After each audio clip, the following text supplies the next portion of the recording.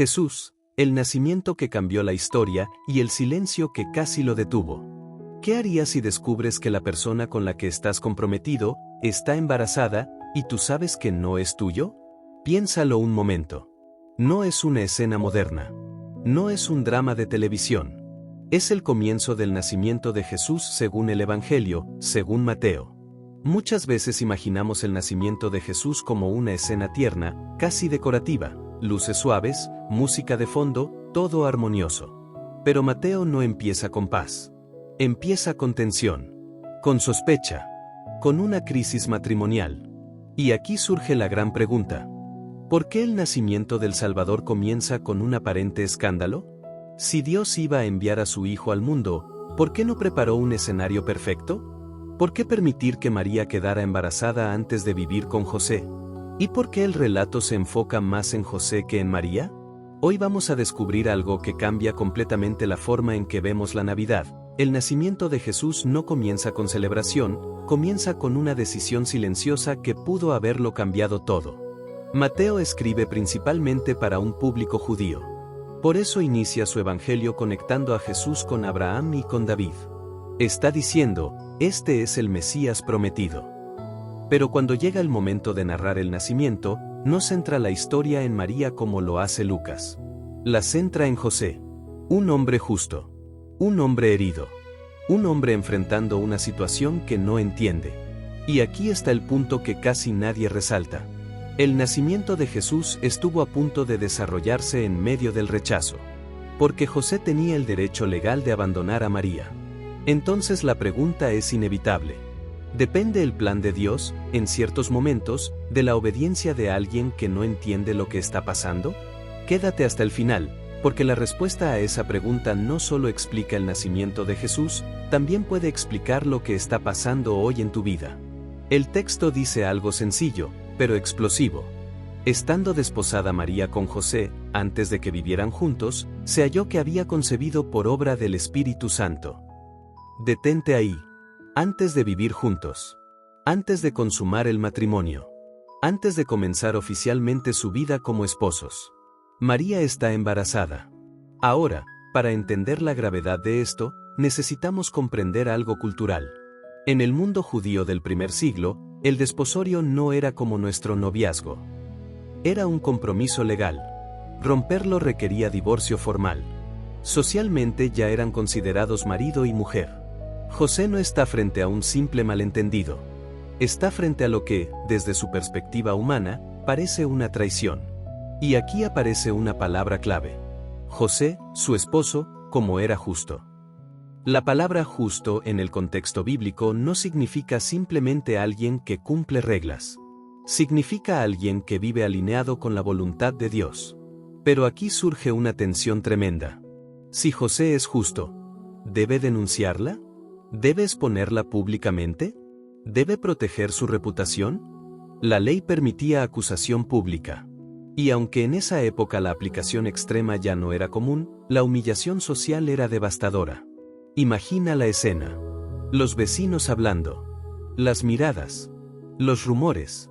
La vergüenza pública. José tiene dos caminos. Aplicar la justicia estricta. Actuar con misericordia silenciosa. Y el texto dice algo impresionante. Decidió repudiarla en secreto. Esto revela el corazón de José. Está herido. Está confundido. Pero no quiere destruirla. Aquí hay algo profundamente humano. José no tiene todavía explicación divina. No ha tenido el sueño. No ha escuchado al ángel. Él solo tiene hechos visibles y un corazón que no quiere hacer daño. Y aquí aparece el primer gran aprendizaje práctico. La verdadera justicia no busca venganza. Busca preservar dignidad. Ahora déjame hacerte una pregunta directa. ¿Cuántas veces hemos reaccionado desde el orgullo herido en lugar de actuar desde la misericordia? Cuando algo rompe nuestras expectativas. Cuando alguien parece fallarnos. Cuando la historia no sale como la planeamos. Nuestra primera reacción es exponer o proteger. Porque José pudo haber hecho un escándalo. Pero eligió el silencio. Y aquí viene un punto que casi nadie considera. Antes de que Dios hablara en sueños, José ya había decidido actuar con compasión. Eso es poderoso. Muchas veces esperamos dirección divina para hacer lo correcto.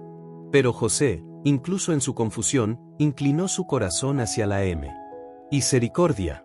Si José ya decidió dejarla en secreto, ¿qué hará cuando Dios le pida algo todavía más difícil? Porque dejarla en secreto lo protegía, pero recibirla públicamente lo expondría. Y aquí comienza la verdadera prueba. El nacimiento de Jesús no inicia con gloria. Inicia con un hombre enfrentando una decisión que podría cambiar su reputación, su futuro y su tranquilidad. Y lo más impactante es esto. Todavía no sabe que está participando en el plan más grande de la historia. Cuando José ya había tomado una decisión, cuando en su mente el asunto estaba resuelto, cuando probablemente estaba intentando dormir con el corazón pesado, Dios interviene. El texto dice, y pensando él en esto, he aquí un ángel del Señor le apareció en sueños. Detente ahí. Dios no habló antes del conflicto. No evitó la confusión. No impidió el dolor inicial. Intervino después de que José decidió actuar con misericordia. Eso ya nos enseña algo profundo. Muchas veces Dios confirma el camino cuando nuestro corazón ya está inclinado hacia lo correcto. El ángel le dice, José, hijo de David, no temas recibir a María tu mujer. Primera frase clave, no temas.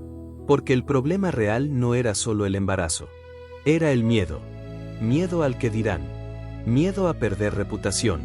Miedo a cargar con una historia que no parece lógica. Y aquí aparece el centro del mensaje. Porque lo que en ella es engendrado, del Espíritu Santo es. José descubre que lo que parecía traición era intervención divina. Y aquí viene una pregunta incómoda. ¿Cuántas veces hemos interpretado como traición lo que en realidad era parte de un plan mayor que todavía no entendemos? El ángel continúa. Y dará a luz un hijo, y llamará su nombre Jesús. El nombre no es casual. Jesús, del hebreo Yeshua, significa Dios salva. No Dios ayuda un poco. No Dios aconseja. Salva. Y Mateo conecta esto con una profecía de Isaías. He aquí, la Virgen concebirá y dará a luz un hijo, y llamarán su nombre Emmanuel. Emmanuel significa, Dios con nosotros. Aquí está el clímax teológico del pasaje. No solo es un nacimiento milagroso. Es Dios entrando en la historia humana. Pero observa algo impactante. Dios no explica todo el plan. No le muestra el futuro. No le garantiza comodidad. Solo le dice la verdad necesaria para obedecer. Si José obedece, vivirá bajo sospecha. Si desobedece, pierde el propósito eterno. ¿Qué pesa más? ¿La reputación o la obediencia? Porque aceptar a María públicamente significaba asumir que la gente pensaría que él había sido irresponsable, o peor. Dios no solo le pide que entienda, le pide que se exponga. Y esto conecta directamente con nosotros. A veces la obediencia no aclara tu imagen pública. La complica. A veces seguir a Dios no te hace ver más lógico, te hace ver más extraño. Pero aquí está la verdad central de este momento. El nacimiento de Jesús dependía de que José venciera su miedo. No el miedo al fracaso. El miedo a lo que otros pensarían. Y la pregunta que queda suspendida en el aire es esta. ¿Tendrá José el valor de hacer lo que el cielo le pide, aunque la tierra no lo entienda? Después del sueño. Después del mensaje claro. Después de escuchar no temas. Llega el momento decisivo. Y el texto es sorprendentemente breve. Y despertando José del sueño, hizo como el ángel del Señor le había mandado, y recibió a su mujer. Nada más. No hay discurso. No hay dudas expresadas. No hay negociación. No hay segunda confirmación. Solo acción. Aquí está el clímax de todo el pasaje. El nacimiento de Jesús avanza porque un hombre decidió obedecer sin hacer ruido. José no predica. José no argumenta. José no busca defender su imagen. Simplemente hace lo que Dios le pidió. Y esto es profundamente confrontador. Porque muchas veces queremos entender todo antes de obedecer. Queremos garantías. Queremos aprobación. Queremos que tenga sentido social. José no tuvo nada de eso. Recibir a María significaba aceptar el escándalo público. Significaba vivir bajo sospecha. Significaba que la gente hiciera cálculos de fechas. Pero eligió algo mayor que su reputación, eligió el propósito. Y aquí está la revelación central. La fe verdadera no siempre es ruidosa. A veces es una decisión silenciosa que sostiene el plan de Dios. Piensa en esto. Si José hubiera decidido seguir con su plan inicial de dejarla en secreto, el plan de Dios no se habría frustrado, porque Dios es soberano, pero José habría perdido el privilegio de participar. Eso es fuerte. La obediencia no hace posible el poder de Dios. Pero sí determina si tú participas en lo que Dios está haciendo. Y aquí aparece el último detalle del texto. Y no la conoció hasta que dio a luz a su hijo, y le puso por nombre Jesús. José no solo recibe a María, asume paternidad legal. Le pone el nombre. En la cultura judía, nombrar al hijo era un acto de reconocimiento legal y autoridad. José está diciendo públicamente, este niño es mío. Aunque sabe que no lo es biológicamente. Eso es entrega total. Y aquí llegamos al punto más alto de la narrativa. Dios entra en la historia humana, pero lo hace a través de la obediencia concreta de personas reales. No fue un emperador. No fue un sacerdote famoso. Fue un carpintero dispuesto. Ahora la pregunta final queda directa para nosotros. ¿Qué decisión silenciosa está esperando Dios de ti? No una decisión pública. No una declaración espectacular. Una obediencia concreta. Porque el nacimiento de Jesús nos enseña algo poderoso. Los planes de Dios muchas veces avanzan en silencio, pero requieren valentía. Hasta ahora hemos visto la historia. Pero ahora viene la pregunta importante. ¿Qué nos está enseñando realmente este nacimiento? Primero, una verdad teológica poderosa. Jesús no nació en un escenario ideal. Nació en medio de sospechas, tensión y riesgo social. Eso cambia completamente la imagen romántica que a veces construimos.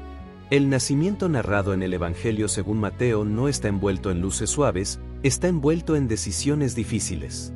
Esto significa algo profundo. Dios no evita los procesos incómodos. Dios los redime. Desde el principio, Jesús entra en una familia que tendrá que soportar comentarios, miradas y juicios. ¿Por qué? Porque la salvación no viene a una humanidad perfecta. Viene a una humanidad rota. Y aquí está el segundo punto clave. El nombre Jesús significa Dios salva.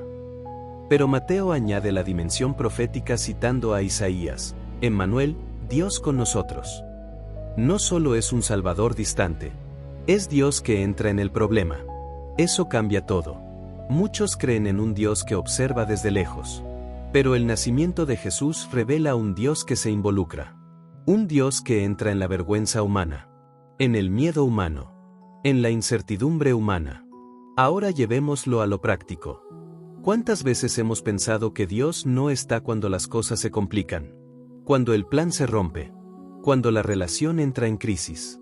Cuando la reputación parece estar en juego. Pero Mateo nos muestra algo radical.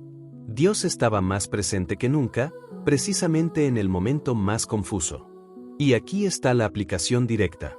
Tal vez lo que tú interpretas como caos es el escenario donde Dios está obrando algo más grande. La historia no comienza con comprensión. Comienza con obediencia. Y el mensaje final de esta parte es claro. Dios no siempre te explicará todo, pero sí te pedirá confiar. Y cuando confías, aunque sea en silencio, puedes estar participando en algo eterno sin siquiera darte cuenta. Volvamos a la pregunta del inicio. ¿Por qué el nacimiento de Jesús comienza con una crisis? Porque Dios no espera escenarios perfectos para cumplir su propósito. El relato del Evangelio según San Mateo nos muestra algo que cambia nuestra perspectiva. La salvación entra en el mundo atravesando la incertidumbre, no evitándola. José enfrentó miedo. María enfrentó sospecha. Ambos enfrentaron riesgo social. Pero el cielo estaba más activo que nunca. Y aquí está la respuesta que prometimos desde el principio. El nacimiento de Jesús nos revela que Dios puede estar obrando precisamente en el momento que menos entiendes. Lo que parecía escándalo, era milagro. Lo que parecía traición, era intervención divina. Lo que parecía pérdida, era propósito eterno. Y aquí está tu recompensa si has llegado hasta este punto. Tal vez la situación que hoy no comprendes. Esa decisión difícil. Esa conversación incómoda. Ese proceso que no planeaste no es evidencia de que Dios se haya alejado. Puede ser evidencia de que está haciendo algo más grande de lo que alcanzas a ver. Jesús no vino a una historia ordenada. Vino a una historia real. Y si Dios entró en la historia de José en medio del miedo, también puede entrar en la tuya. La pregunta no es si Dios está obrando. La pregunta es, ¿responderás como José? Porque el plan de Dios sigue avanzando. Pero la obediencia sigue siendo personal. Si este mensaje te ayudó a entender el nacimiento de Jesús desde una perspectiva más profunda y práctica, haz clic ahora en el siguiente video que aparece en pantalla, donde profundizamos en el significado de Emmanuel, Dios con nosotros hoy. Y si quieres seguir descubriendo la Biblia de manera clara, directa y aplicable a tu vida diaria, suscríbete al canal y activa la campana. Nos vemos en el próximo video.